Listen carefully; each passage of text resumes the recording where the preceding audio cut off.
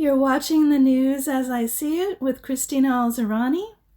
Here are a couple of news clips for you to ponder over your afternoon coffee.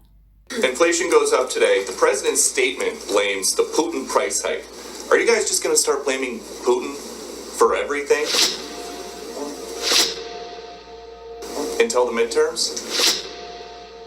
Well, we've seen the price of gas go up at least 75 cents since President Putin lined up troops on the border of Ukraine. The White House keeps telling us prices are going to come down. They're going to come down.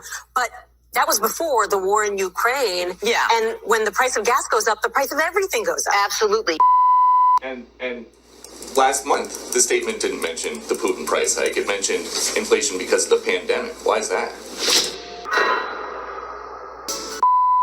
We now welcome His Excellency Xi Jinping, President of the People's Republic of China. Xi laid out his vision of a coordinated global economy. Major economies should see the world as one community and coordinate the objectives, intensity, and pace of fiscal and monetary policies. This ideal of a united globe with a coordinated economy managed by experts captures Schwab's vision of the post-COVID world. We have to redefine our social contract. The First Sun, or a company linked to the First Sun, received $3.5 million from the richest woman in Russia. Subsequent reporting indicates that President Biden, when he was vice president, had a dinner in Georgetown with the same woman in 2015. This Yelena Ballerina, she has not been sanctioned yet by the U.S. government. How is President Biden navigating conflicts of interest when it comes to sanctioning people who have done business with his family? And can you explain to us what this $3.5 million was for? His son's company allegedly got $3.5 million.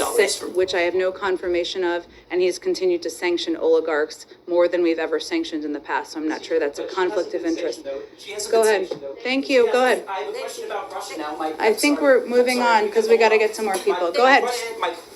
My question about the conflict of interest when it comes to China is, last year the First Son's attorney said that he divested from a Chinese investment fund controlled by Chinese state-owned entities. We have received not even basic transparency about who bought out his stake, when this happened, and how much money changed hands. Did he actually divest, and if so, can you agree He's to a basic private transparency? citizen. He doesn't work for the government. I'd point you to his representatives. Thank His you. father's role as I think president. we're done here. Thank you very much. Go ahead. Did President Biden talk to President Xi Jinping? You interviewed Tony Bobulinski at the time. He was a patriot, a hero who stood up against his own interests to tell the world the truth about Joe Biden and about his influence peddling, the way he abused his power to make money from foreign countries at the expense of America's national interest. And we're now reaping the spoils of that. And I think, ultimately what we need to know, now that we're all on the same page, now that we agree that reality is reality, what do we do next? And I think the next step is to actually look at the evidence of wrongdoing by the president and his family, obviously, but he's the important one, and do something about it.